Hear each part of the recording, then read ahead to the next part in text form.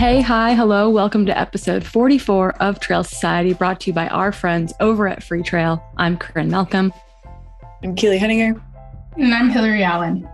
And I am currently recording from an Airbnb in Baltimore, Maryland, out here visiting my grandma. It's rainy, so I feel like I'm right at home in Seattle. How's the time change? Yeah. Oh, the time change is brutal, but I don't feel that bad because while it is 9 a.m. here, it feels like 6 a.m. to me. It is 6 a.m. for Keely. No, she's now living in a very dark room. Keely, turn your lights on.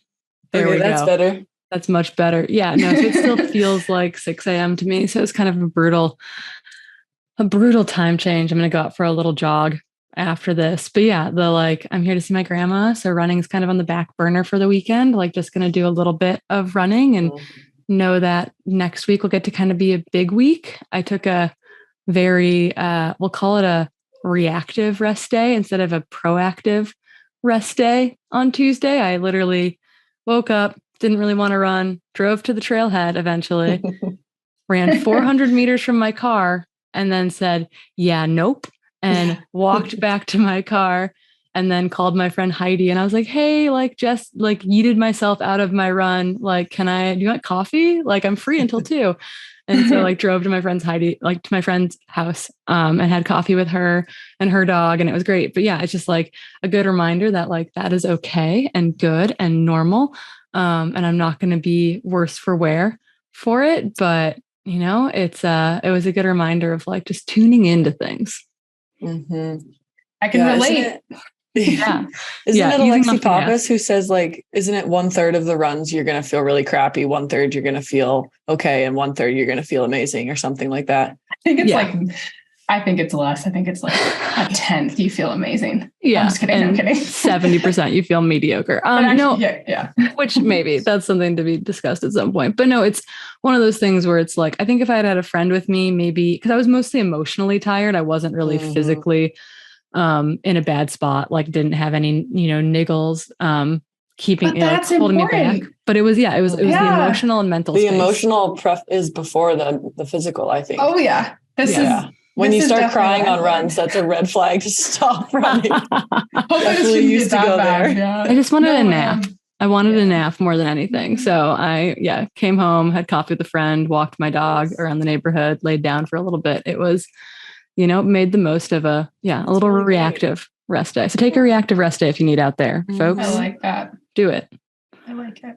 Keely, I know that you're still studying for the MCAT. When is MCAT test date? Can we leak that April to the 14th. world? 3 weeks. She leaked it. All right, guys. Give Keely some love on the interwebs. all your it's 3 weeks, but smartest vibes. Mark your calendars. No, April 14th. I was actually talking to my colleague yesterday, Kelly Pritchett, about testing and how it's almost exactly like training where you could have a day where you crush it. And then yesterday I just got so crushed and I'm I kind of thought I was ready. And today I just totally floundered. And it's just a good reminder that one day doesn't define what you've done. Yeah. And one you hero also workout taper doesn't for one of define what those you've done. For the test. Exactly. Yeah. Yeah.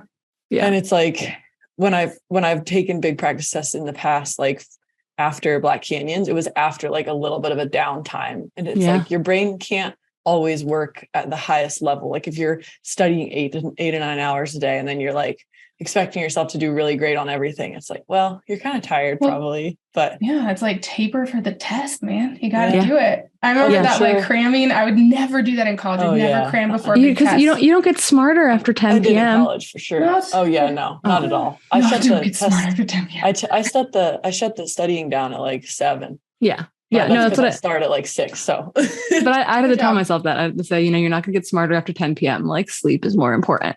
We're not going to get faster if we cram in that extra run for the taper week. Let's go. It's relatable. Go. Yeah, it's all related. Right in the feels there. Speaking of Dr. Kelly Pritchett, we need to have her on the podcast. We need to have the two of you on the podcast together to nerd out in unison. So let's make that happen. Yeah, Cool. she started leaking some of the data, so I feel like she'd be open to having a chat here. Let's leak it. Let's leak it on the podcast live. We're gonna do it live. No, we're not, but we will. We'll do it on the next episode, maybe. We'll make it happen. Okay, we've got a great episode for you all today, but first, we need to give a big shout out to one of our sponsors. That is AG1. When we did that, actually, this is a nutrition episode. And when we did a call out for nutrition questions, one of you wrote in, I thought it was a really great question, and said, I'm curious about your all's sponsorship with Athletic Greens. I've heard it advertised by a lot of folks I respect, and you speak highly of it in your ads. You're also science-minded runners who take a research-based approach to sport. Given that, I'm curious what you think the benefits are. So I'd love to talk a little bit about the benefits of using this product and just kind of like how we source and think about supplements in general real quick. So AG1, what do you guys think? What is it doing for you? I mean, I'll start a little bit. I think you have to take, and we'll talk to this in the episode later today. So, I mean, pay attention to that because we talk about supplements. But I think as athletes, you're demanding a lot of your body and the timing of your nutrition and getting in exactly what you want from a whole foods-based diet. Great. But there probably are some things missing, especially if you get a little bit busy, like I think all of us are. And then, like add in families and work and all this other stuff. So, I mean, I think a supplement can do a good job of and filling in the holes. And I think Athletic Greens, the AG1 specifically, does a really good job. And especially for me, if I'm going from one thing to another or putting in a big training week, I mean, my body's going to be primed for absorbing all of these micronutrients, all the things that I need that maybe I can't get in every meal that I'm preparing. So that's how I look about it. It's not I'm not just going to eat a bunch of pills to fulfill my nutritional needs, but something that can fill in the holes, I think is amazing for athletes in general. I love it. I love filling in the holes. Keely, what about you?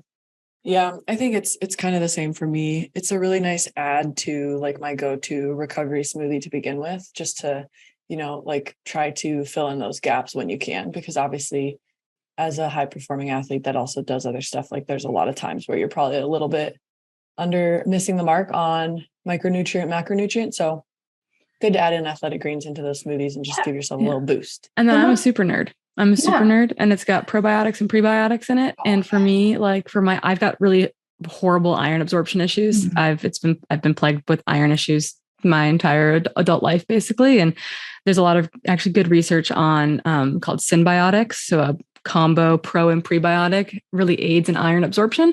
So something I've been working on with that. And I love that it's safe for sport, right? Mm-hmm. It's a huge deal as athletes who, while we are not yet tested all the time, it's still really important that we know what we are putting in our body is what is on the label. And so using a supplement like AG1 that is safe for sport certified is a big lift of anxiety off my mind. Mm-hmm. Yeah. So if you too would like to get your hands on some AG1, you can go over to athleticgreens.com/Trail Society. There, with your first purchase, you can get a 1-year supply of immune supporting vitamin D and 5 free travel packs of AG1. So again, that's over at www.athleticgreens.com/Trail Society. Go check it out. Results, y'all. Some racing happened. Some racing near and dear to our heart up in the PNW. Best 50K. The best 50K in the world.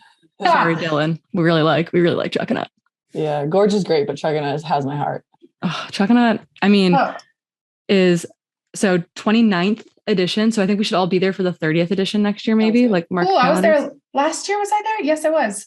And then hanging out. Go next year. Yeah, you did a soft Chuckanut. I think we all need to do hard Chuckanuts. I really want to run it next year again. Yeah, let's do it. Chrissy Mole, if you're listening to this, which I think you sometimes do, we want into the 2024 edition of the race. I was running up and down Cleator Road with Katrina, Chris Brown's wife, crewing a group of boys, as well as Devin Yanko. And it was so much fun getting to cheer and crew and see everyone and see so many friends just out there crushing their own Chuckanut dreams too. There were almost 500 people in the race, and there's early starters who need that extra hour to get it done. It's phenomenal. So put it on your list if you have not. Chuckanut 50K. The race was fast and furious.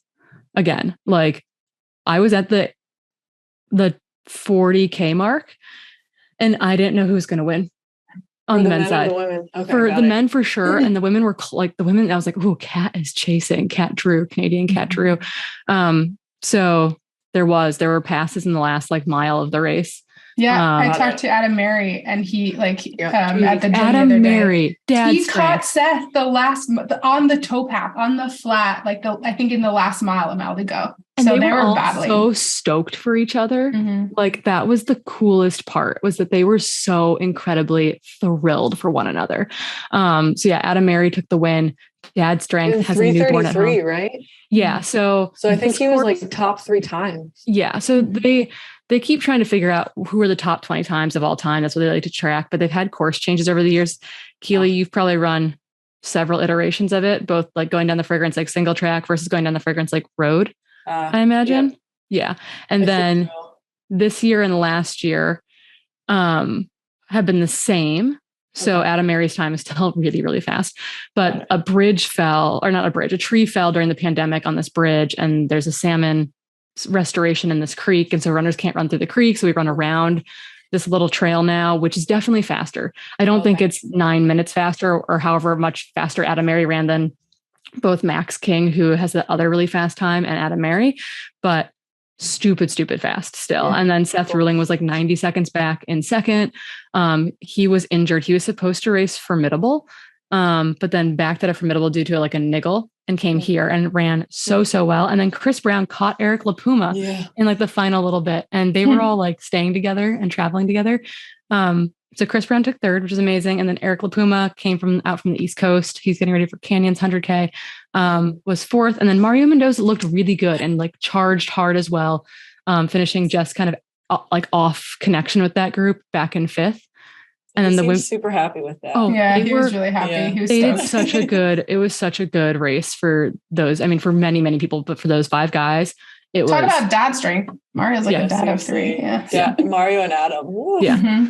So yeah, really cool to see that. And then on the women's side, Claire Gallagher, so fast, so happy. Like what a gem of a human being. I love her. She's just like silent. And then every time she goes to race, she just like crushes it. Didn't even see her at the start line. We were all like, is Claire here? And then I saw her at Station 1 and I was like, oh, Claire is here. And she was kind of behind. Devin Yanko was at the front at that point, feeling really good on the towpath before the climbing started. Claire was kind of in this big chase pack of women, including Michelle Bunke from Portland was in that group as well. So Claire moved up after the 12-mile mark. I think Devin led all the way to $2. And then Claire moved up at that point along with Kat Drew. And so Claire Gallagher technically finished in the second fastest time because she edged out Keely by like 10 seconds. And I would argue that this course I think is faster than the one you ran on, Keely. And then iterations. But at the same time, any race that came down the Fragrance like road, it's like hard to know like that versus the single track, and also like the conditions. Different. Like, this was prime. This was prime conditions. I was so jealous. It was really. I've run it in pretty good conditions in 2016 when Keely and I my first 50K at Chuckanut. That we had really good conditions that year, and then the next year it was horrendous mud. So can't win them all. The year I did it was like I'd say a mixture of those two. It was like pretty, or the second time I did it was like pretty muddy, but not as bad as that. Yeah. So Claire, second fastest time ever. You know who still has that record? Jody Adams Moore. I know. Jody Adams Moore. 4:01. She's amazing. I really want to break 4 so badly on that course. That's my only reason to go back. Let's get a squad out there. I don't know if it's possible, to be honest. Let's get a squad out there. It's a really fun goal. Jody of 2010 to 2013. That's a really fast Jody Adams Moore. Even like 2016, where she, I think Western States in 2016 was kind of the last hurrah for her in a unofficial capacity. She got a golden ticket she won Gorge 100K that year to get her ticket into Western States. And I had a really hard Western States, but obviously a total badass. And then Kat Drew, it's her 7th running of this race, you guys. So crazy. and a PR. She ran 4:10. Awesome. She's won this race before, but like the times have just gotten so good.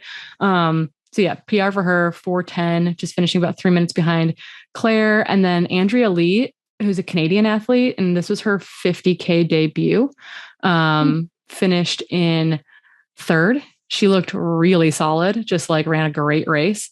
Caitlin Steen, local gal, nice. Local Bellingham gal, PR'd by 10 minutes to take 4th. That's a good run for her. She didn't go out crazy hard. She ran a very smart 40K or 30K and then like pushed. And that was obviously the way to go. And then Devin Yanko having kind of a hard day, still was fifth first master and still, I mean, fifth in like 426. And I think when she ran this race 10 years ago, she was second in like 424. And she's like, I'm only 2 minutes slower than 10 years ago. And I didn't feel good. So I was like, that's a pretty good highlight, Devin. So yeah, really, really cool racing on both the men's and women's side this weekend or last weekend.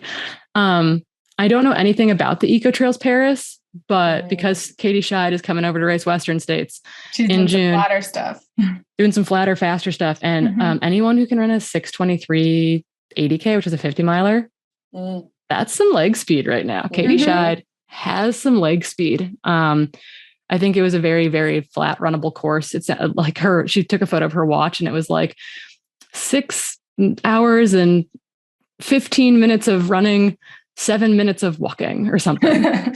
So fifth overall at that race. Cool. Wow. I'm really excited to see her at Western States. She's coming over to the States in May, I think. So we should see her running around her old stomping grounds soon. And then the last bit of results is the Barkley Marathons.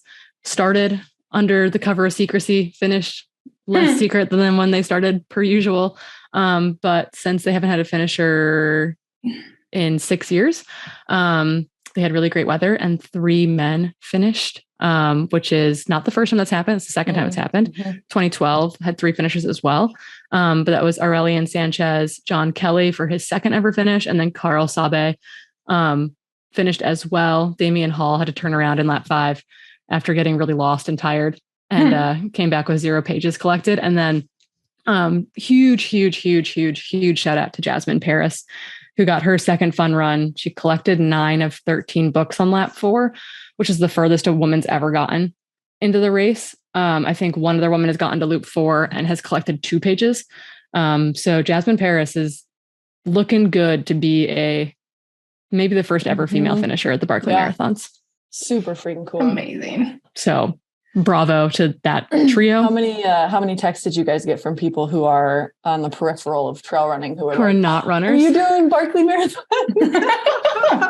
So you're going to do Barkley Marathons, right? I have, but they're people who are not on the periphery. They're people who are in our sport and highly invested. And they're like, so Corrine, Barkley Marathons, which is more scary, I think, than like my mom or like my in-laws or something, right? Like people who actually know the sport are telling you to do it. You're like, shoot, do I need to start training for this? You're like, do I actually have to apply? Nobody in the sport tells me that. They know I'm too awkward and uncoordinated to do Barkley. People think they know that I'm crazy enough to try it. So I don't know. I don't think I want to, just stubborn enough, I think. I think you have to be very stubborn and really hate or really like bad weather and do really well with sleep deprivation. And then also it's not like straight up orienteering, right? You're not like setting tangents or like you're not like having to take measurements to run off of, but it's like, you have to be able to be like, okay, I saw this clockwise and now I'm running it counterclockwise and now it's dark outside. And this is the same rock I saw 40 hours ago and not get super mega lost. So yeah, someday, maybe not. Who knows? I won't be able to tell you if it's the case since it's all secret. But we should do some news before we get into the meat and potatoes. The news being, Keely, I think you plopped this in here, right? The Trail Runner Mag article, which is based off of a scientific journal article that came out in early March. David Roach hopped right on it and wrote a great little piece for Trail Runner Mag. And it's kind of re-highlighting the science and the newer science around low energy availability and kind of just like the importance, just like the negative consequences, right? The short-term positive consequences, the long-term negative consequences of being in kind of an LEA state. And I'm wondering, Keely, if you've had a chance to look over the actual research paper and have anything to kind of add to David's piece, et cetera. Oh yeah. I've read it a couple of times now. And I think it's very well written, but I think what makes it unique and why I think he did jump on it so quickly is that they're actually looking at direct and indirect performance parameters based off of LEA. And so most of the other reviews are looking more at like health parameters. Obviously, like they're relatively correlated, but looking at performance is way more nuanced. And I think why this article is important is because a lot of people will advocate for intermittent low energy availability in order to increase performance. So I think this article aimed to actually give a concrete opinion around if that's even valid or if there are more negatives around short-term low energy availability as well. Because you'd think like coaches and athletes and people would be like, oh, I can get away with this for a little bit and get a performance bump. But the reality does not seem like that's why we want to understand the reality of it. Exactly. And so what they did was they did a big systematic review of a lot of the literature out there, a lot being, not a crazy amount because there's not a ton of research in this space. But they broke the cohorts into short-term low energy, medium-term low energy, and long-term low energy. And short-term was like basically a range of days to short amount of weeks, whereas long was like months to years. And then they also broke it into direct performance impacts. So stuff like VO2 max, lactate threshold, like direct performance correlates. And then they had indirect, which was stuff like increased injury risk, reduced adaptation to training, sleep disturbances, stuff that like are not directly related to training, but that could impact them. And, I think they did find some pretty interesting takeaways. I think that it was written in a really cool way because they do acknowledge that short-term low energy when in a very controlled setting is not always bad. And I think just being able to admit that and not, slanting the paper against every single thing, low energy is really smart and gives them a lot of credibility. But it did have some common themes around the negatives around it as well. The one thing that I found the most interesting was that from short-term, medium-term, and long-term low energy, across all of those different timeframes, athletes are all able to perceive the feelings associated with low energy. So the athletes are all aware of feeling more irritable, of not getting enough sleep, of feeling depressed in a depressed state, of feeling unmotivated to get out the door. And I think that is like something that is really important to us as coaches, because if we can get that trust built with our athletes and they're able to start telling us these things and we can start looking at their trends over time, we might be able to interact with them and intervene before they start having a full-blown low energy availability episode that then results in like red S or something, which I think is really cool. And then, the article also just touches on some of the things that we do know happens with low energy. So, if you're not eating enough carbohydrates, you're not going to have as much muscle glycogen, which could impact your performance. They also show that, when you're having that low energy state, you're going to have increased bone resorption. So you're going to have less bone building or remodeling, which obviously could lead to something like a stress fracture.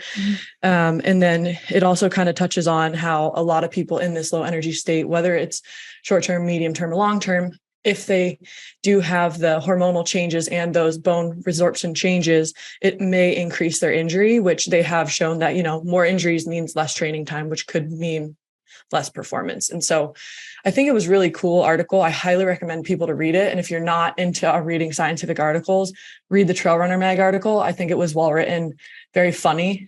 David always puts a funny slant on it. And so highly recommend reading, but open or interested in your guys' thoughts around it from a coach perspective. I think it's interesting. And I think it's important that nuance of that's why a discussion section is really important in any research article, right? Because I think it allows you to highlight this potential gray zone okayness to something while also being hey, but use abundant caution.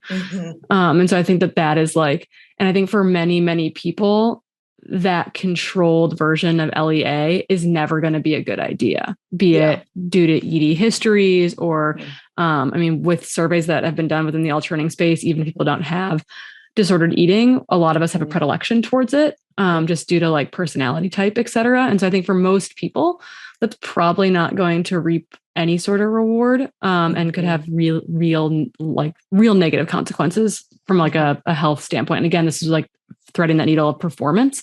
But that's still kind of that big caveat. And I think David does a good job of saying everyone still needs to eat enough always. Yeah. And I support that. Yeah. And at the end of the day, they were looking at 9 studies in that short term and then 11 or 13 in the medium term. And some of those studies included non-athletes, right, as weight loss controls. And so I'd say tread super cautiously to your point, because there's just not enough data out there. Agreed. Okay. The other piece of news, which I think was sent over into our DMs a whole bunch of times, was about a race over in New Zealand. And it says prize money row and South Island ultra race ignites international debate. And I just like I borrowed a little quote from the article, and it says basically the race posted a prize purse of $10,000 for the first person to break the 8-hour mark in the 100-kilometer South Island ultra race. They hoped it would generate buzz. And let's just say it generated buzz, but probably not the kind they wanted, both like internationally and locally. And I think this was kind of this debate between like, is ultra running the great equalizer between the sexes versus, because, women will like win ultras outright, but like, is that the large body of people responding to this, or like this obviously favors male athletes. And just kind of like, I'm curious to kind of know like if either one of you had like an initial reaction to the article versus like reading into it a little bit more. But I thought it was like a very, I understand the pushback on it, but it's definitely like I rode the roller coaster while reading the article. Yeah, I kind of feel the same way. I mean, I do get the pushback for sure, because if I think about yes, I do think that ultra running can be, maybe there are more markers for women to be able to run longer, right? But I still think that performance differences, it's not the same. And I think there are differences and sex differences between kind of performance markers. So I do get that. I would like to see kind of like a different barrier for like an 8-hour mark maybe for men and a different mark for women, kind of in that. Or it's like a course record for either group, right? Yeah. Or whatever it is. It's just like, I think when you incentivize it, I think their argument was like, well, the women's winning time and the men's winning time. It's really close. It's really close, but it's like, who's gone to the race? Well, or how about this? The first, like, if it's winning that way, like, what about the first man to break it out 8 hours, the first woman to break 8 hours? If it's that close, then, right? Yeah. Or sure. split it to 5K, and it's 5K for either person that breaks 8 hours. But I think that's like, because their argument is like, well, it's only a 1% difference. So it could be either. And it's like, well, if you're incentivizing, if I saw a 10K race purse as any athlete, I'd be like, interesting. Maybe I can go do that. Maybe I want to be there. And so all of a sudden you elevate the whole field, which I think if you elevate the field and say all of a sudden 10 competitive men and 10 competitive women show up, the likelihood is that a guy is going to be the one to get the prize purse at the end of the day. Not if we show up. It says first person too. It says first person. So it'd be like the winner of the race and the first person to break 8 hours. Yeah. Interesting.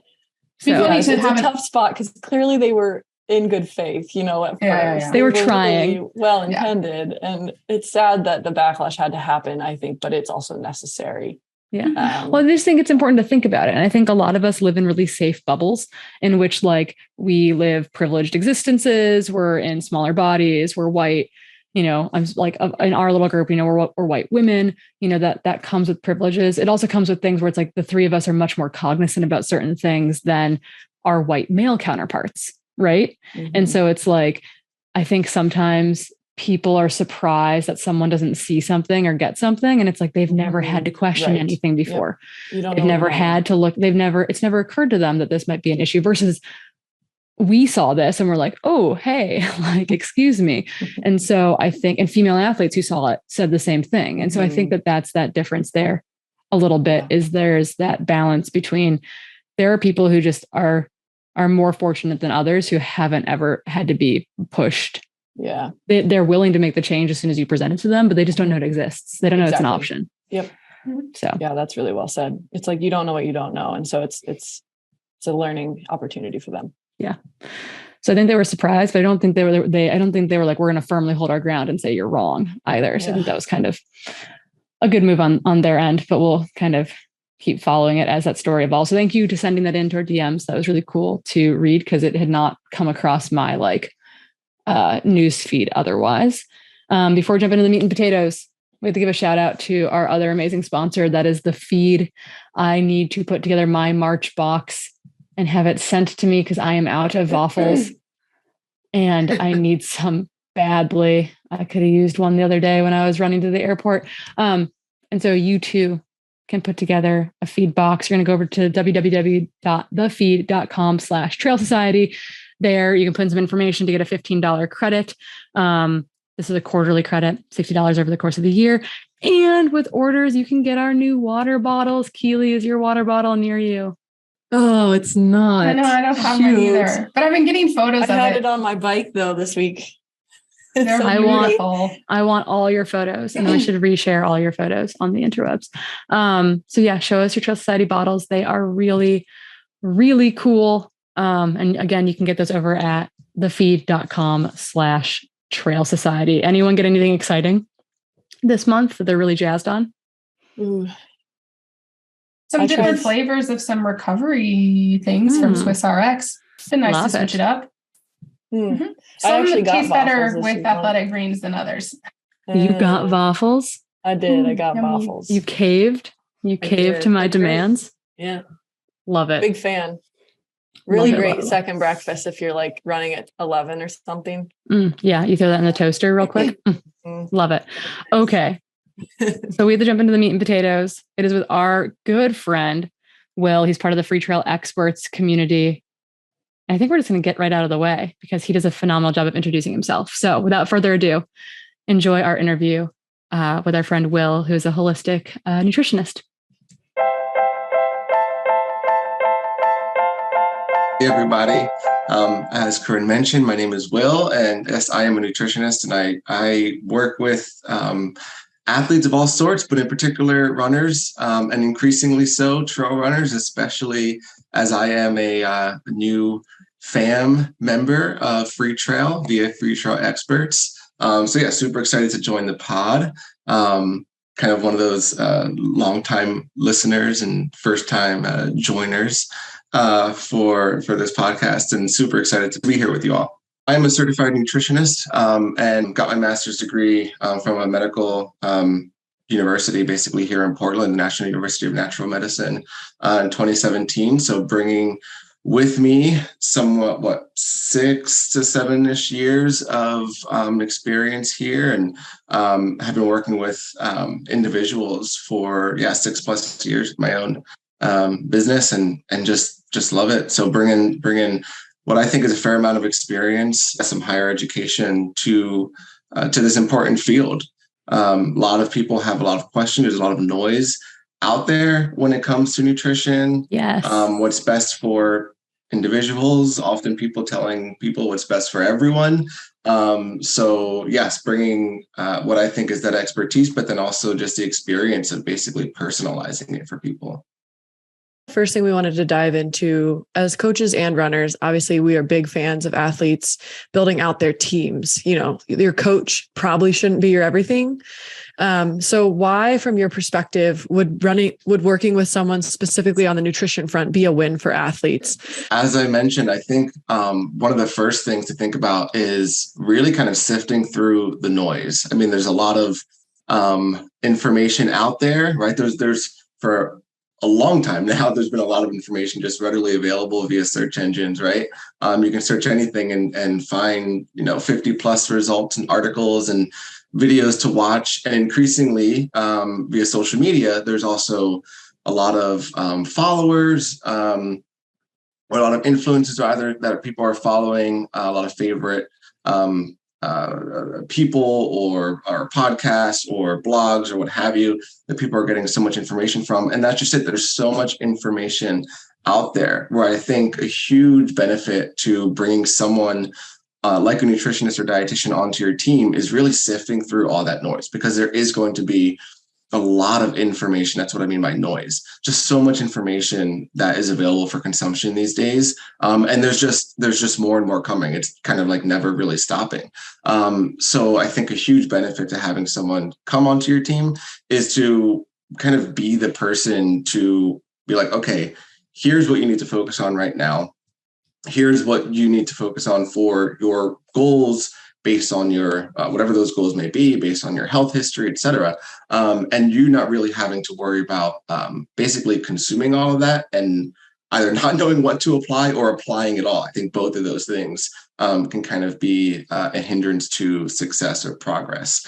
And then I think a couple more things when it comes to bringing on a nutrition professional is something else that I mentioned, which is personalization or individualization. Someone who's not going to basically just kind of, lay out a cookie cutter kind of plan for everyone, or, approach you as if you were the same as basically everyone else. Oh, you're a runner. Okay, I'm going to just work with you because I work with runners. I just know runners, and I'm going to treat you like every other runner. Whereas a lot of kind of plans or general information, even if it's coming from a person, not just like a larger kind of resource or database, is still kind of offering generalized information. So I think a great way, a great benefit to having someone come onto your team specifically is that they can personalize it for you. And that's kind of Keely, what you mentioned, like why I take such a holistic approach to this is really kind of seeing the person as a whole and using all the information in basically guiding what their nutritional focus should be. And of course, kind of making changes along the way as that information, kind of is presented or changes just along the course of, my working with an individual.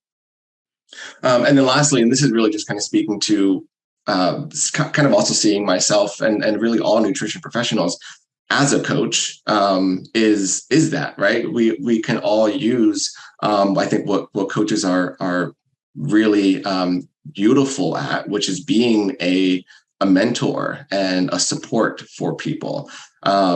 I think accountability is huge. I think people really benefit from accountability. A lot of people, I often hear like, I know what to do, I just don't know why I'm not doing it or how to do it. And I think a lot of that speaks to people who, are smart, and we all are working with runners. We know runners who are just whip smart and love to read and get into the nitty gritty of all this stuff. But for whatever reason, and there's so many reasons, they just kind of can't hold themselves accountable, or they don't have the support that's really needed to kind of make it all kind of stick, to be that glue. So I think that's the other piece of bringing on a nutrition professional, just like a coach really, is just offering that accountability and support when a person needs it, just specifically in this nutrition field. Yeah. I mean, it sounds like coaching, right? It's coaching just a very specific avenue, akin to like what I'm going to prescribe to a runner in their training log. And I love that idea of noise, because I think that's what we hear from like the physiological side too, is like, we're reading Runner's World and Trail Runner Mag and I Run Far, and YouTube is like the biggest search engine in the world now. It's like people are getting information from everywhere. And if we like applied every single thing we read, be it for training, like what type of intervals you should be running or what you should be eating, it's too much to sift through for, I think, even the smartest individual. So I feel that in my soul, I think, a little bit. We wanted to talk a little bit too about, are there common misconceptions you hear or see when it comes to like, not like what athletes are doing, but like when it comes to working with a nutritionist or a dietitian, people might have hesitations, et cetera, to adding that really important team member to their group. Corrine, sorry, real quick. Is that kind of speaking to common errors that I'm seeing kind of people? Oh, we'll definitely talk about that. No, this is more like, I think it's more about hesitations and how people might misinterpret the field more than anything. Like, oh, I thought a dietitian or a nutritionist did this, and actually like are surprised to hear that you focus on like this broader spectrum of things, et cetera. Gotcha. Okay, I'll try to speak to it, and hopefully it works. And otherwise we'll just keep kind of like coming at it from different angles. Yeah, that's a great question, Corrine. I think one of the things that I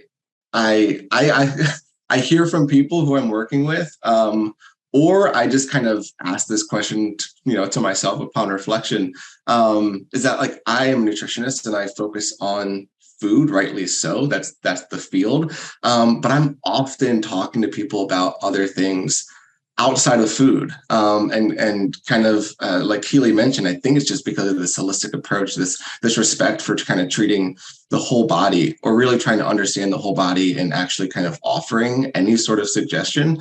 So I'm finding that people are surprised, but I think in the best way, when I'm talking so much about sleep, for example, or when I'm talking with people about just their stress. I have people in my intake form basically score their stress like at home, at work, family, school, work, that, anything. And I try to get a full picture of where people's life is with regard to stress and stress management. And there's just also their whole lifestyle, because I think all of it plays into the choices people make around food and nutrition, not even just so much the types of foods that they eat, but also how they're eating, why they're skipping meals, why they care so much about their goals, but this is just not able to become a focus for them, or it's taken so long to become a focus for them. I think the only way to really understand all that is to really ask all those other kind of what seems like outside questions for a nutritionist, but really to I think be effective in the way that I want to be effective for them. It allows me to really, speaking to individualization, it allows me to personalize my support for them by just knowing as much as I can about that person. Yeah, it's important, I think, to recognize that everything is interconnected, right? Like, I think that is, it's easy to like try to put you in a box, or try to put, run coaching in a box, or strength coaching in a box, or mental skills coaching in a box. And it turns out this whole thing is all interconnected. Yeah, I think for me, like thinking of myself as a runner, and I don't have a coach at the moment, but one of the things I loved about having a coach is that coach getting to know me and getting to know why maybe I would cut a workout short, or if I didn't sleep well, like they would ask me, like if a workout didn't go well, like is it because like how'd you sleep the night before, and I think just learning that these questions matter, and that, right, just because, if I get outside that box of training, there are other things to consider with regards to, the success within that box. And like you said, it's all intertwined. Let's talk about what it looks like if someone was to approach you. I've approached you. I've worked with you in the past, although I was probably like your least compliant athlete ever. I'd like just randomly completely fall off the grid because life was beyond chaotic at that point in time. But like, what does it look like? I think that's the hesitation too, to work with a coach, to work with anyone, is like, what are people getting themselves into? Can feel really intimidating, that unknown. So if someone was to approach you, via something like Freetrail Experts, what does that process look like as far as like consultation to like jumping in and like starting to move forward together? Yeah, that's a great question. And Corrine, real quick, I mean, come on, you were super busy and like working on like your second book or something like that. But look how much water I'm drinking right now. Aren't you proud of me? I'm so proud. I love that. So what it looks like when people approach me, they're ready to get going. And that's actually something I often want to ask people, or learn to ask people, is are you ready for this? Are you actually ready to, and I don't want to scare people, right? But I do want to get a sense of, are they committed to the work this is going to take? Because it is important, right? We're establishing a relationship, really, and building that relationship. And it takes energy to do that. So I want to make sure that they have the capacity, not just in their schedule, but just in their almost like in their soul, really, to kind of take this on. And then beyond that, once we get on the same page about what all that looks like and we feel good about moving forward, then there are just those nitty-gritty details, like, as I mentioned, filling out an intake form, which is really a really helpful tool for me to kind of jumpstart the conversation of getting to learn more relevant information, about someone coming forward and working with me. And then we have the initial consultation shortly thereafter. And that, what I like to call, is just a deep dive conversation. I try not to be super prescriptive about it.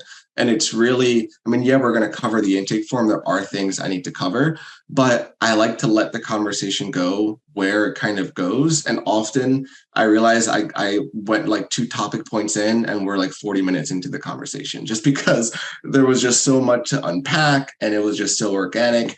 And often that's where I kind of learn the most about people.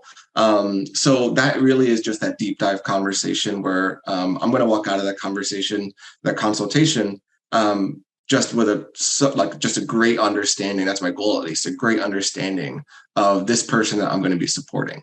And of course, I can't learn everything about a person in 1 hour or 30 minutes, but I'm going to do my darndest to learn as much as I can to at least get us going in the process of working together.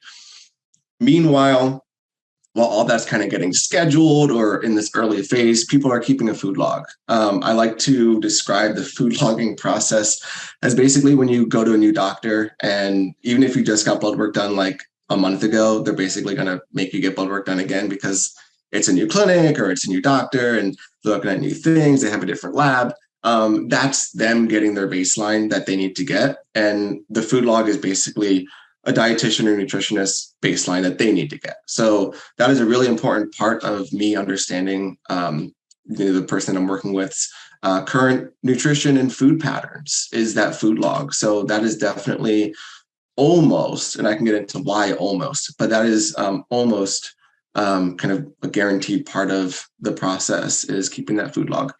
Okay. So just calm me down for 1 second though, because when I do food logs, I'm not a horrible snacker. I love snacking. There's no guilt associated with this. I'm just a snacker.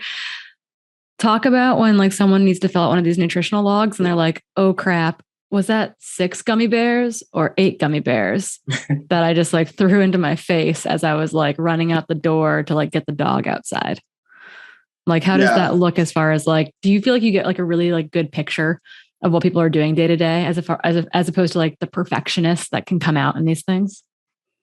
Yeah, that's a really good point because it's actually speaks to one of the difficulties around getting a food log from people is, and I guess there are multiple things to consider here. It's like, when you ask this of someone, are you getting what they want you to see? Are you making them freak out, without them really telling you that they're freaking out? And they, because of that, they're stress eating or they're not eating certain things or they are eating certain things that they didn't eat in the last 6 months or more. So that is also something that I try to bring up too. And basically how I kind of summarize that is be honest with this process. I want to see you, no judgment, full stop. Like, however you've been eating for the last, month, 2 months, like however long you've kind of been in the basic, whatever you would describe as your current eating patterns, that's what I want to see. And of course, even with that and kind of hopefully kind of allaying some fears or trepidation around this process, I have to expect that people are going to make some changes in what they're going to present to me. And to be honest, I don't think that there's any way around that, except for if I said, hey, tell me what you ate for the last 5 days. But if I did that, people aren't going to remember what they ate for the last 5 days. And I often find people don't really remember the details of yesterday. So I need to go about it this way. And then I just kind of basically am aware and talk through what may have been missed. So often when I get a food log from someone, one of the questions I'll ask is, okay, this is great. Excellent job. Love this. Maybe I'll have some other questions in there. But then what I ask is there anything that in these, 4 days, 5 days, 6 days, however long it is, that isn't here that you would say you normally eat? And then often I find people are like, oh yeah, well, I usually snack on this, or I usually have that dessert, but I haven't been. And then people kind of open up about what may be missing. But other than that honest conversation, Corrine, it's one of those things that's kind of tricky, but we do our best. It almost seems like you should just assume that it's like the best case scenario of their eating habits. Yeah. People are people want to get an A+ at all times and kind of do their best with this and show off and be good kind of right away. So I just try to make sure that, like I said, people are being honest with the process and we're just kind of talk through what needs to be talked through after that point. Diving a little deeper into those food logs, especially targeting, endurance athletes, as that's our bigger viewership. And that's kind of what we all do. When you're taking a look at those initial food logs, I'm wondering if you're seeing commonalities between them, if there's things that are glaringly obvious that a lot of endurance athletes are doing wrong that you've found to be kind of consistent across athletes. Yeah. I'm going to pause here. Let me think about that one. That's a good one, specific to endurance athletes. Like not drinking any water ever and only drinking coffee. Yeah, that's actually one of the, I wouldn't say only drinking coffee, but definitely the water piece. But yeah, this is Hillary. You've helped me with that as well, of like drinking water too. So that's another one. But I mean, also it's like, we just talked about like the whole issue of, it's a hard process. It can be a hard process for people, like writing this down and not feeling judged. It's like, that question is also, it's maybe not doing wrong, but like something that people can improve upon, I think is maybe like a better way to totally like what are the common things that endurance athletes broadly could improve upon based on what you've seen? Yeah. Okay. No one's in the wrong. We just could do better.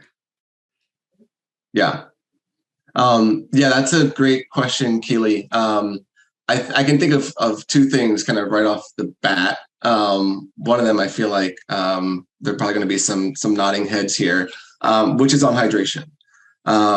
And yeah, in particular, and I think this kind of speaks to people in general, not just endurance athletes, but surely endurance athletes are somewhat maybe more cooperative in the fact that they need more of this, which is water. They need more water intake. And what I was kind of alluding to before is that often most people are kind of walking around a bit dehydrated, if not, very dehydrated.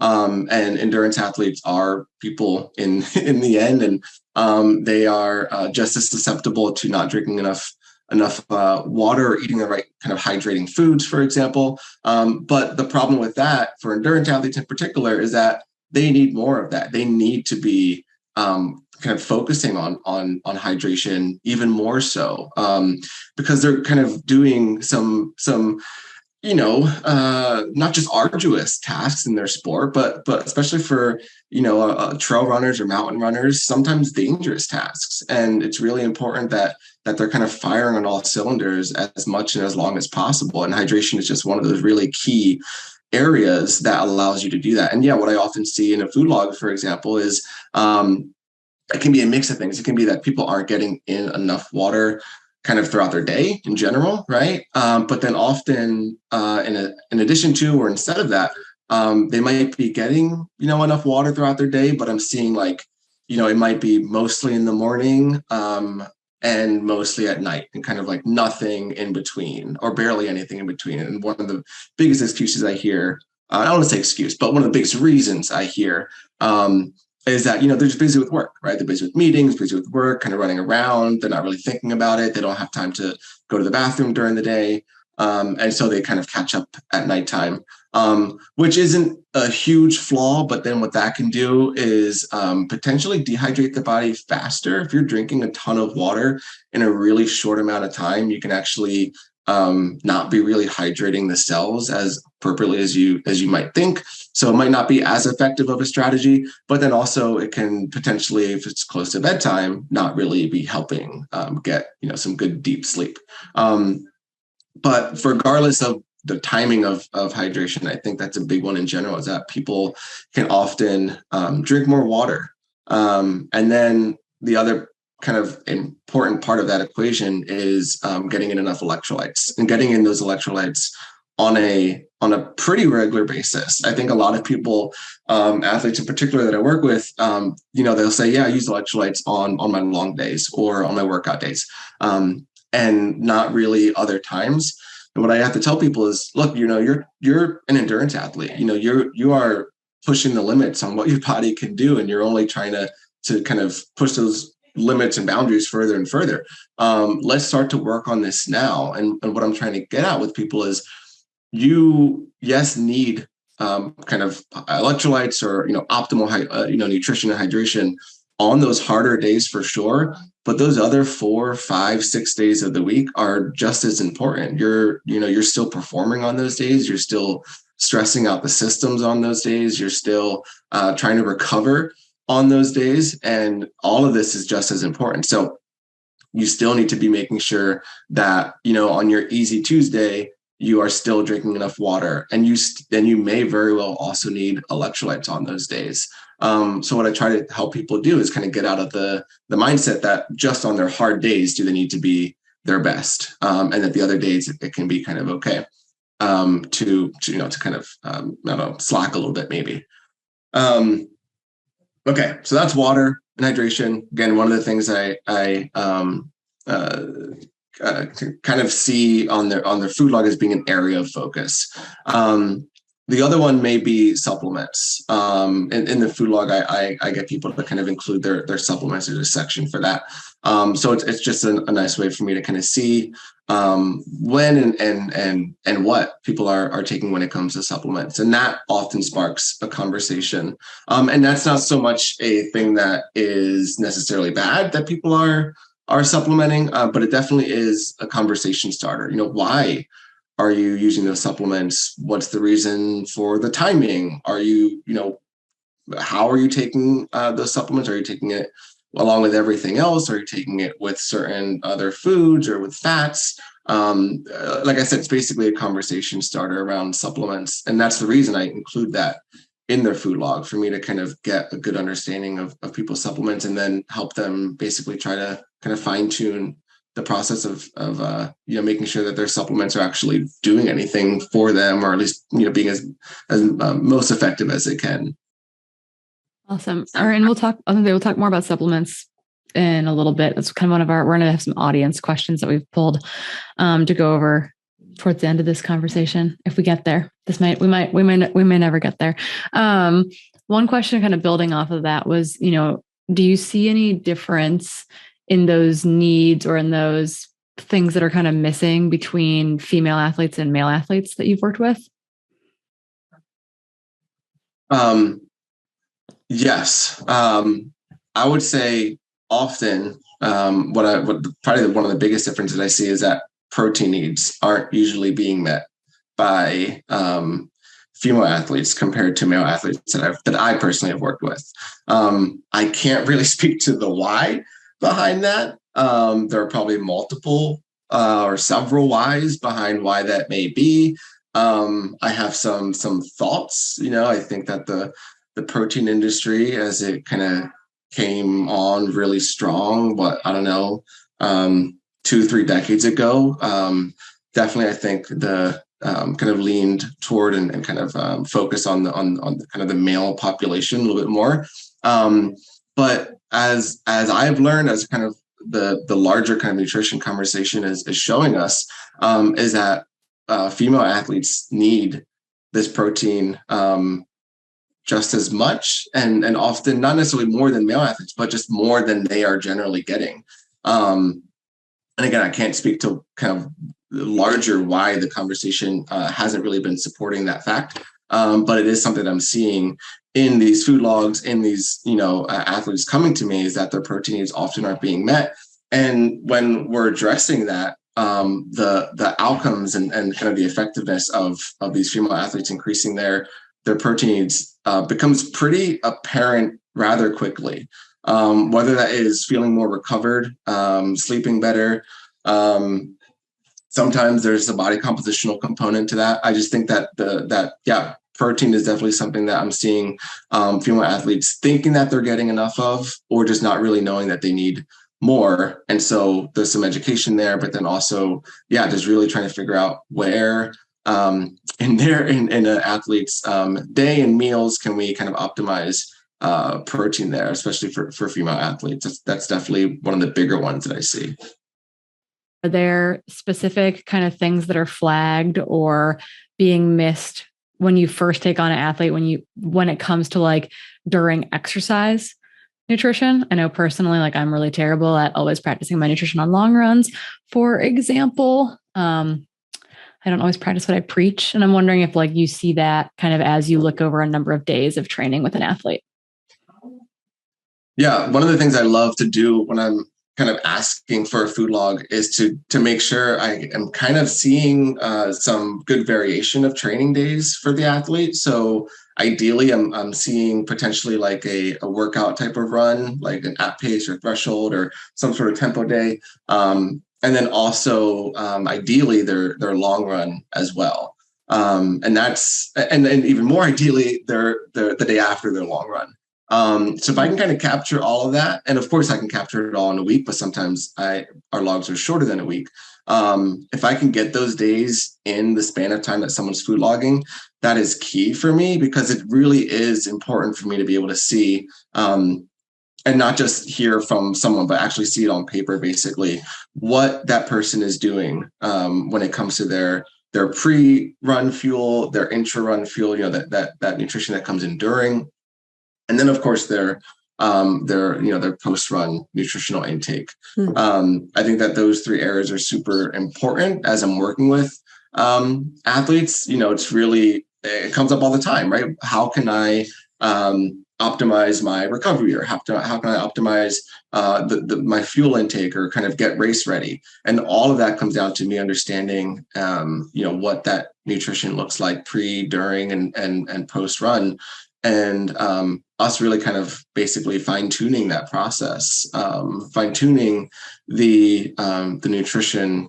that one is taking in. The timing of that nutrition is also super critical. So some extra details that are super helpful for me is people actually kind of time stamping, if you will, and they're just writing it down, but kind of time stamping what the how long before their long run was their nutrition, or sorry, their pre-run nutrition intake.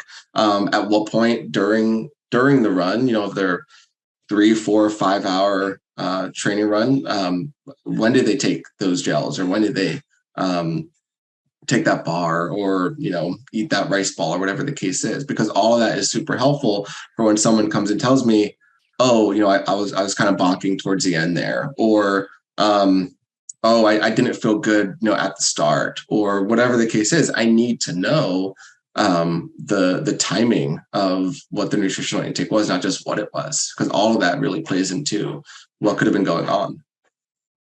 If you see an athlete go for a midday run, do you try to encourage them to eat beforehand? And then what's your kind of go-to time frame for post-run recovery? Yeah, so if people are running, especially for a midday run, definitely, I would hope that they will have eaten breakfast for sure. But depending on when that midday run is, potentially even a snack afterwards, sometime kind of late morning, and maybe even, lunch. Again, it just kind of depends on when that midday run is. But yeah, they might have had two meals there. Of course, that second meal, as it gets closer and closer to that midday run, or that run in general, may be smaller, or maybe different. Might not be as much fat, for example, or as high in protein, or just just more carbohydrate. But I definitely would encourage people to be fueling for any kind of midday run adequately. Again, at least one, if not 2 meals, or one meal, one snack. And then as far as timing goes, it really depends on an individual and their system. Some people, if they're eating kind of too close, and that's very subjective, but if they're eating kind of like within an hour to a run, it's really not going to work for them. They just don't feel good, right? They feel kind of, whether it's sloshy or heavy, or they just get nauseous. So that's something that I want to consider in kind of getting the timing right with people. As you're saying it, we can all kind of nod along and acknowledge that while we all know this and it seems pretty straightforward, I think there's a lot of people out there that just choose to not fuel. Well, I messed it up today. Lunch, I messed it up big time today. It's really important. And doing that compounded over multiple cycles of training, is where we start getting into issues, right? And so, just to kind of circle that all the way through, what do you recommend for post-run recovery in that time frame? Yeah, I mean, ideally, people are taking in some post-run nutrition kind of right away. I mean, truly, but I lump hydration into that. So what I really try to stress for people is, within minutes after being kind of done your run, especially any kind of harder effort, you're at least getting your hydration back in order. You're drinking your water, you're getting your electrolytes back in. That's at least going to kind of jumpstart your recovery process, especially if you can't really take in solids or any kind of food intake or caloric intake. At least get the hydration piece right. Mm-hmm. When it comes to food, though, and calories, It's a bigger window. I try to get people to get in their nutrition within 30 minutes. Maybe it's an hour if needed, but still within that amount of time. Again, they're focusing on their hydration. They're getting their electrolytes in. If they, it needs to be an hour because they just aren't really able to stomach any kind of, wholesome heavy thing, then I'm going to focus on liquid calories and really just try to get them some carbohydrate, maybe some protein in there as well. Could be BCAAs and some kind of liquid carbs. Maybe it's a protein shake, something like that. But I think ideally, within 30 to 45 minutes. And then if it needs to be longer, then we're kind of just, nuancing that and massaging and just kind of working with their reality, but then making sure that when they can eat again, when their stomach feels right, that they're getting all their needs met for the most part in that meal. Yeah. And this dives into some of the audience questions that we've got on tap for you pretty seamlessly. And the first one that we had was, is there anything special about recovery nutrition? Is there any thing that, we hear a lot about this golden window, et cetera. Is there anything that people should really be, if they're going to give themselves a gold star for something, what is that, one thing that they should be doing? Or is the special, the quote unquote, sparkly special recovery nutrition more just that, the noise that we talked about earlier? Yeah. I would say it's not noise. I would say that it would be really beneficial for people to, from a physiological standpoint, to get in some carbohydrate and protein, like I said, within 30, 45 minutes. We hear of that 3-to-1 ratio, for example, or 4-to-1 ratio, 4 grams or 3 grams of carbs per every 1 gram of protein. And there is a lot of science behind the benefits of that when it comes to kind of basically different kind of recovery markers, inflammatory markers. So there is, that kind of window conversation does exist because there is science to show that can be really helpful and worth paying attention to. People respond really well when they are basically optimizing and fine-tuning that post-run, post-workout nutrition plan, basically. They're feeling better later on during the week or the next day. They're mentioning, less soreness, better recovery in general, whatever those kind of markers or subjective markers may be. Sleep is often usually better that night when people are kind of optimizing their nutrition early on, or at least paying attention to it early on.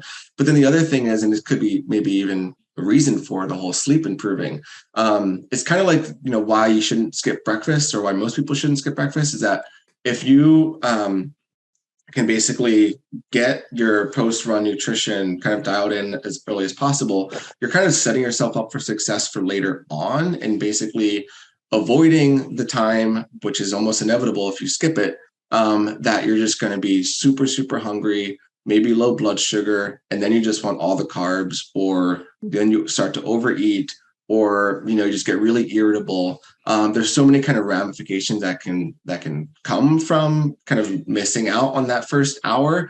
When basically after that, your day happens, right? Your other responsibilities kick in. You don't have as much time or energy to focus on your nutrition, and then that the attention goes elsewhere. And then, like I said, other kind of effects can happen from that. So I think you set yourself up for success the best way by getting that nutrition in, again, 30 to 45 minutes post workout. Yeah, the hanger is so real. I think when I first started trail and ultra running, I never ate breakfast, and I would never have post-run nutrition probably for at least 2 hours, but I was always kind of miserable and I was always hungry.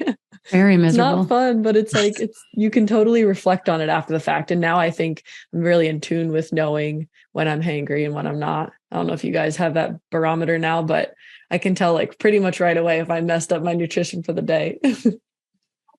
Yeah, I joked earlier that I messed up in a big way today on my run. I ran pretty midday, and I don't normally run midday, and I'm normally a morning to late morning runner.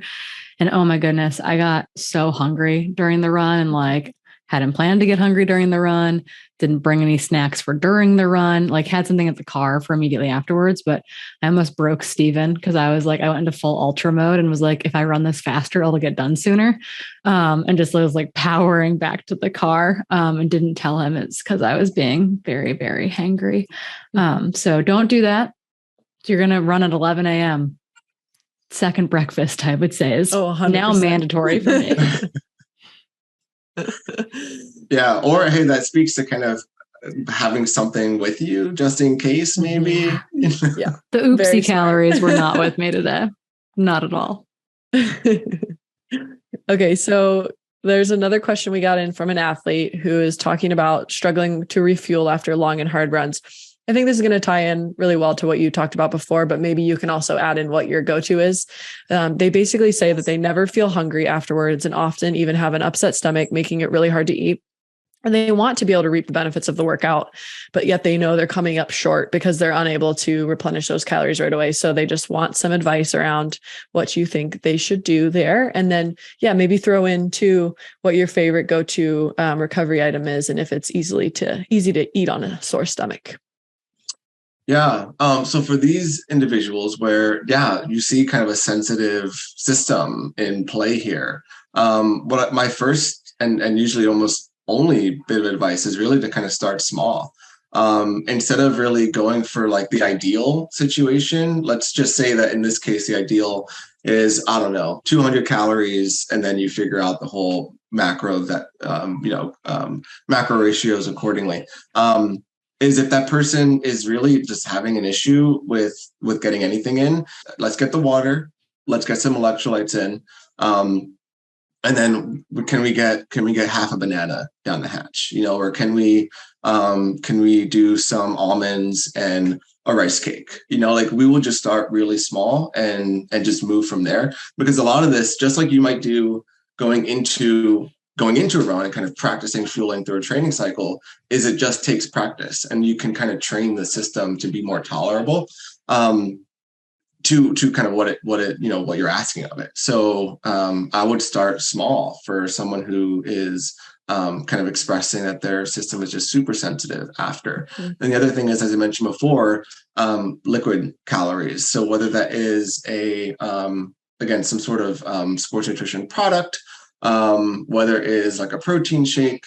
And again, if they can just sip on it, they don't have to down, 16, 20 ounces of a protein shake. They can just get in what they can get in. And then when they feel good and ready to eat, then that's it. And then hopefully over time, after days, weeks, months of doing that, then they're in a much better position, basically progressively through that time.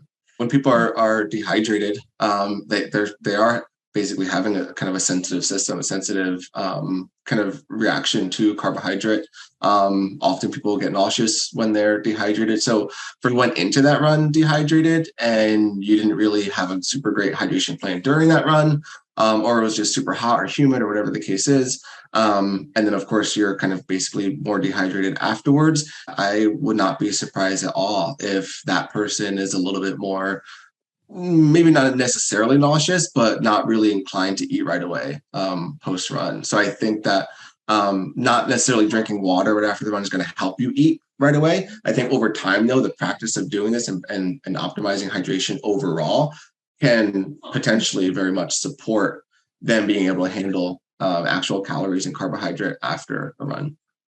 We've mentioned on the podcast that we don't try to get too into the weeds or the details of what we eat day to day. And we just try to really focus on the messaging that eating enough always is really important. But we had this listener write in and they said, I would love to crowdsource some fast and healthy dinner ideas, i.e. adding extra veggies to a frozen pizza.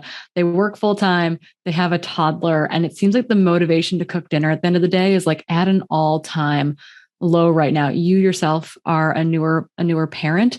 I'm wondering, speaking to this athlete who's trying to fuel themselves, trying to manage a toddler in the process of that, do you have any tips or tricks for this person, or a good cookbook to send their way maybe? Yeah, it is. I mean, look, whatever your responsibilities are, it can get hectic, right? Like whether you're a new parent or you just started a new job or you potentially just lost a job, right? Like whatever's kind of going on in everyone's life can get hectic, right? That's just the fact of the matter. And then of course we have, listeners here who are also trying to train and do amazing, awesome things on top of life's, mess. So yeah, it can be really difficult trying to also stay on top of your nutrition. So kudos to that person who kind of wrote in that question and asking this question and kind of, taking some extra effort to do things right. I think some quick tips. One is basically, and this kind of goes to, I didn't speak to this before. Keely, you asked about food log, kind of common things that I see across the food logs for endurance athletes. Something that I often see is people, endurance athletes specifically, are often snacking on carbohydrates all the time. And usually like 80 to 90% when you look at the macro ratio, it's like 80 to 90% carbohydrate in most of those snacks. And a common / quick and relatively simple, once you get the hang of it, swap for people and fix in that whole situation is increasing protein during snacks. And I think that can go a long way in terms of increasing protein intake in general. Is often just looking at snacks. It's people for the most part at dinner time do pretty decently with getting in enough protein, and the same can be said for breakfast. Lunch is from what I generally see, kind of up in the air. But when you look at their snacks, it's almost always just carbohydrate. And so if we can kind of optimize those snacks, increase some protein during that time, you're looking at better satiety. You're looking at just meeting, various people's proteins needs a little bit more quickly and readily.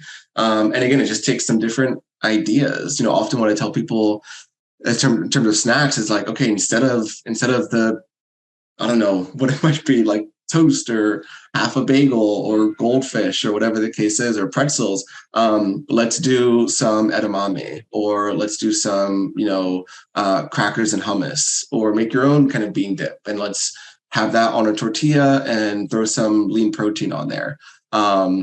And, just really trying to diversify their snack options while making it super tasty. But then when you look at all of it, the kind of through line is that there's, a good amount of protein coming from all those snacks.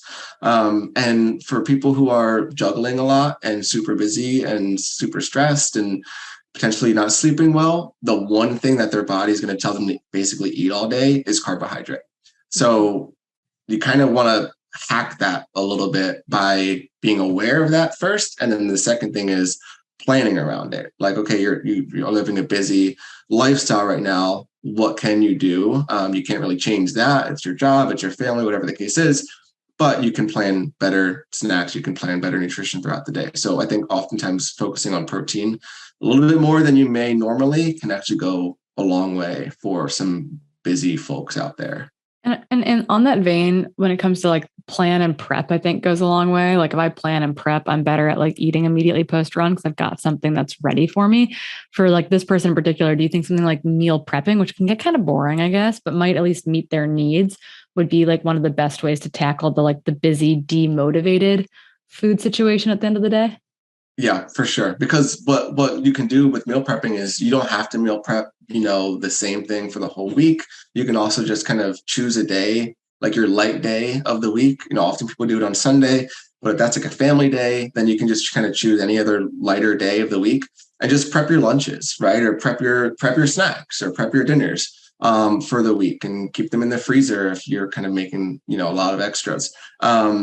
And then, like you said, just warm it up or have it ready for when you need it in a pinch. And if you're doing kind of freezer meals, then that can last a fair bit, and you don't have to worry about having it for 3 days in a row.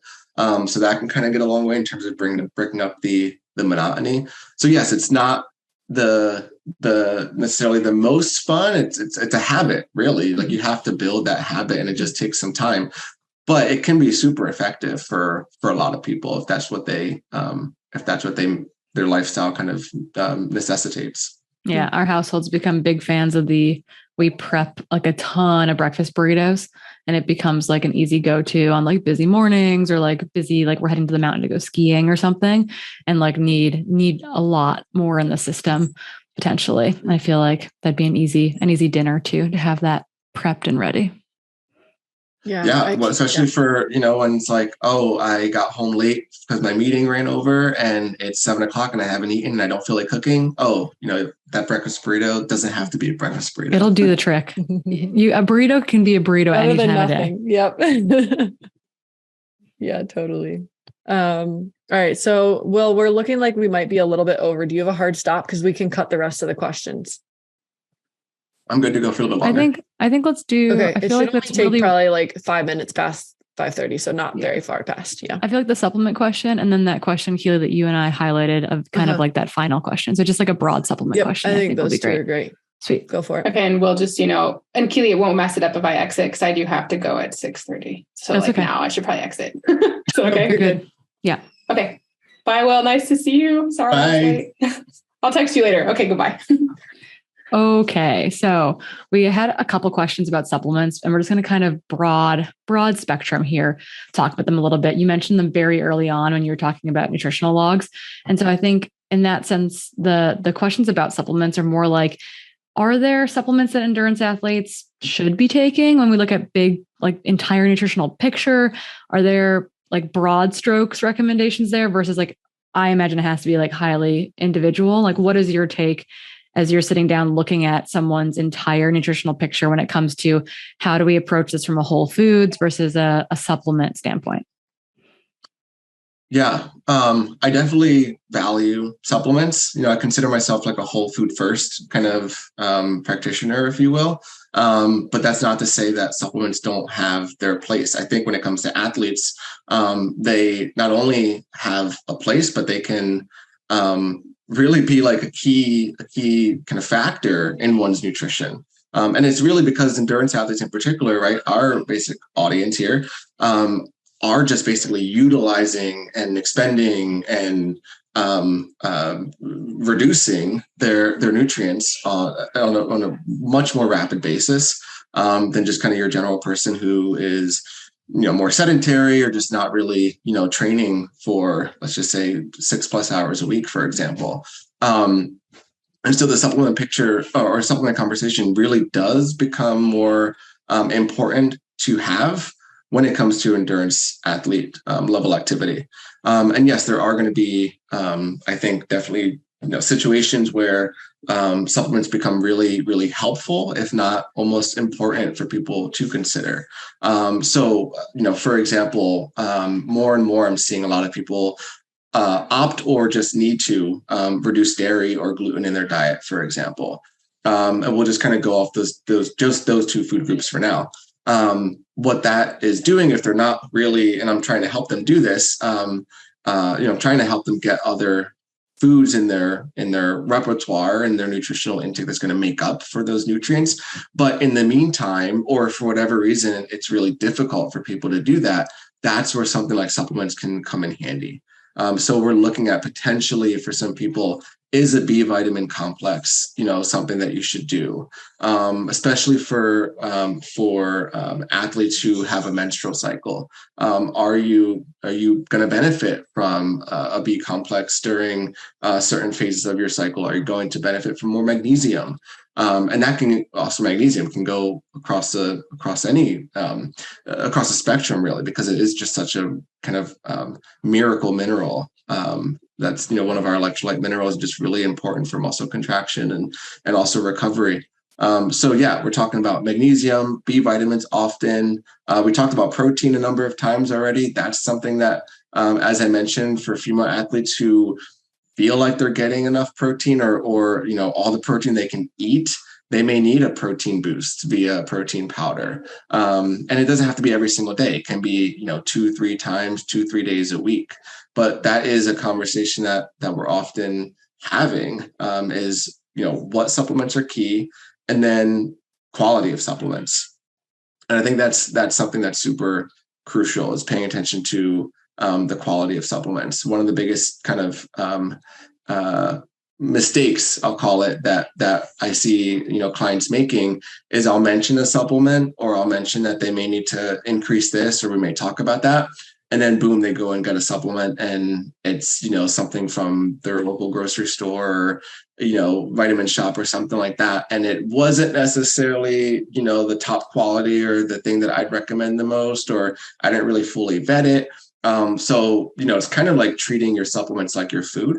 If you want it to work the best, then it needs to be of, kind of top quality. And not just like any vitamin, X is going to do the same as every vitamin X. I mean, there is very much a quality game here. Yeah, I think important to add that is because the supplement industry is very it's not regulated. And so that's why when we talk, if people who have listened to us regularly, we talk a lot about safe for sport as a standard when it comes to making sure that what you're ingesting is what they say you're ingesting on the label. So it's really important when it comes to supplements. Yeah, definitely. And another supplement that I didn't mention is BCAAs, and then also beta alanine. I think those two often come up in the conversation with my endurance athletes, just because they are so helpful for. And this is evidence is behind this, but then also just I get this from the clients that I work with, just their feedback is how helpful that they notice those two are kind of pretty quickly in terms of muscle soreness and improved recovery. And then when beta alanine is used, just like that delayed muscle fatigue. So when those two are kind of brought into the mix, I can kind of get some pretty quick feedback from people that is pretty effective for them. And then my female athletes in particular, it's the protein plus BCAAs that tend to be a pretty good dynamic duo for them. Why don't you give us a little glimpse into your tricks that you implement in your own life? Because we know you're a busy dad. You also are an endurance athlete. So what are some of the things that you've put into practice into your own training, whether it's pre-run, during run, or post-run? When it comes to pre-exercise, the one thing that I just make sure that I'm doing, whether it's, in prepping for a workout, and those kind of look differently nowadays with a 13-month-old, or a long run, is really just making sure that I'm giving myself enough time for that nutrition. That is something that it's kind of an absolute must for me. Is just to make sure, okay, I need to be out the door at this time. Then I need to be up at this time so that I can eat by this time. Having that plan really is critical for me. And then also for my own life, communicating that plan with my partner is really key, because I have to hold to that as best as possible. It doesn't always kind of go perfectly to plan, but really that pre-run nutrition is really important for me to kind of stick to and get dialed in. So if I'm having my morning oats, that often is kind of what I'm doing for a long run, for example. Just making sure I time that appropriately is going to be really kind of crucial to how successful I am on that long run, for example. And then when it comes to post workout, post run nutrition, is just making sure that I have what I need at home or prepped in advance, ready for me. So that way there's not really an excuse or not really a need for me to kind of rummage through the pantry and just snack on everything, because that has happened where I get home from, 3 hour plus run, and I had nothing planned, and I'm just kind of going through the pantry, eating and snacking as something's kind of being made. So kind of going back to meal prepping, that's something that can be super helpful for some, people who are doing their long runs, and, having some overnight oats ready in the fridge, for example, can go a long way. It saves you time, and you've got a really wholesome kind of meal there ready for you. So for me, it's having potentially overnight oats ready if that's what I'm kind of wanting that after that run. I try to always have some quality protein powders in the pantry as well, just for when I know or I'm feeling low, or just know it's been one of those weeks where I just didn't really prioritize protein in the same way. I just have those protein powders for when I need it. And then the other thing that I think I always try to really have on hand are those electrolytes. So I always try to have different kind of electrolytes, never really just one. Some of them have carbohydrate, some of them have no carbohydrate. Some of them have different amounts of sodium. Some of them are just really for during, training. And then others I try to use just generally throughout the day or kind of post run, for example. But I think having different kinds of basically hydrating electrolytes can be really helpful. And I mean, it's super critical and helpful for me. So I think those three things are just some, just areas that I really try to fine tune and kind of stick to. There are so many amazing nuggets scattered throughout that entire interview from the beginning, like kind of talking about the noise that is present. I know I feel that as a coach, to the personalization and needs of athletes. I'm wondering if there's anything that really, hit home for you all or stuck out in your mind when listening to Will kind of walk us through his nutrition beliefs and practices for endurance athletes. I think first and foremost, it's just, it's almost like working with a coach. You have to have someone that you vibe with and that you trust. And I've worked with Will for several years now. And, I recommend my athletes work with him. He's so personable and knowledgeable, and just, he can put things in layman's terms. And with that, I think it's easy to accomplish nutrition goals if you have someone that you feel is like on your side. So, we only scratched the surface in this interview. There's so much more that we can talk about. So hopefully he's a recurring guest. Yeah, I think so. I think we can hit him with the hard questions next time. This is just kind of introing the idea of like, why even add someone to your team, right? Because I think that's the big question that we hear a lot from people. And they think that working with a nutritionist is just for pro athletes, and it's really not. Like it's for everyone. And I think a lot of people would benefit from it who don't realize that that's a need that they have. Yeah, and I think his approach is really approachable, I guess, because I think he meets you where you're at, and it's not like he's going to make you do this huge change right away. He kind of made it seem like, hey, if you're someone who can't get anything down after a run, we're going to start with like a really small amount, and we're going to just try to get that teeny little thing down and make it really attainable, and then we'll slowly up it from there. And I feel like his approach just seems really awesome. So if you guys do want to give him a call and get a one-on-one consult with him, you can head over to freetrail.com and go through the Freetrail Experts tab. And you'll find him there at the bottom, Wilfredo Benitez. And you can do a one-time nutrition consult. That's going to be like a 60-minute call where you really dive deep into your needs. And then you can follow that up with a monthly consult call as well, where you can actually like touch base, see how it's going, and be more that athlete coach relationship that we were talking about. And so you can head over to Freetrail and do it that way. And you can also follow him for some nutrition and baby content on his handle, On Pace Wellness. And give him a follow. We love Will. We'll come back for sure. And we'll probably do a call out like we did this time. So keep an eye on the Trail Society Instagram account for those kind of question call outs. We were able to answer a bunch of your questions on this interview, and we're hopeful that we can do more of that in the future.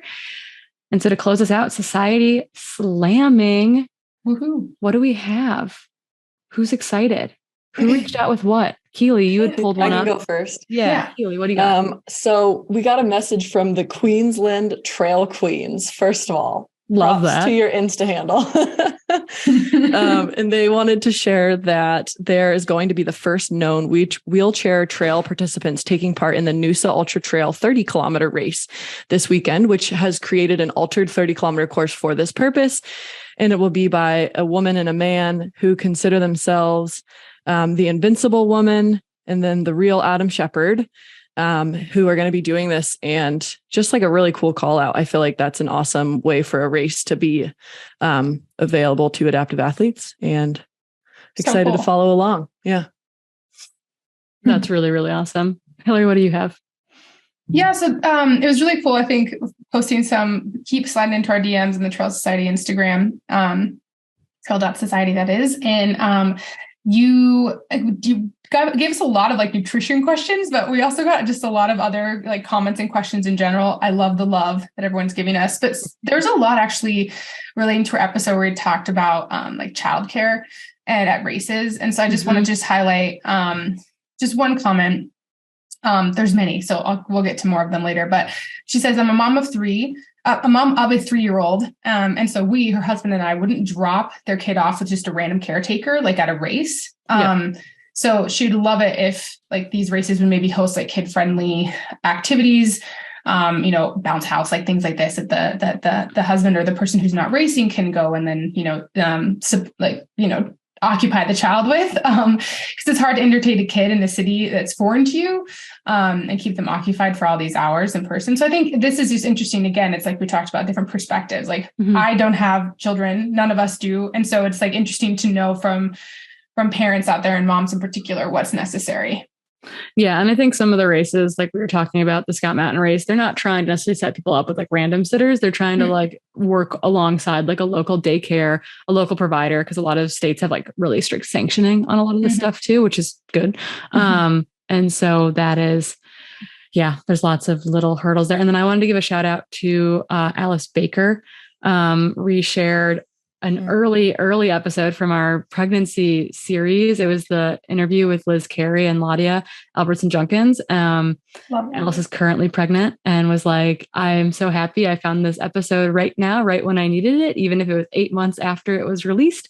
So that was really cool to see that these episodes, particularly ones that are very topical, like will have a time in your life where there might be a reason to go back and listen to it or to find it for the first time, et cetera. So I think that that's really cool to have that perspective of, older episodes finding a home right now for someone in a really positive way. So I'd encourage you all, if you need something specific, to look back through older episodes of ours. There's likely something there for you. We've covered a lot of wide-ranging topics with a bunch of experts, and then also us just breaking down some science. So go check those out. They're still, they live in existence for forever for you. So it's permanent. Another reason to go listen to Lottie Albertson-Junkins talk. And Liz, awesome. Right? The two of them together are just magic. Just a magic interview. Probably one of my favorites that we've ever done.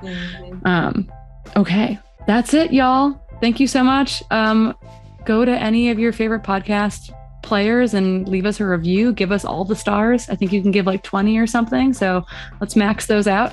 And until next time, we'll see you out on the trails.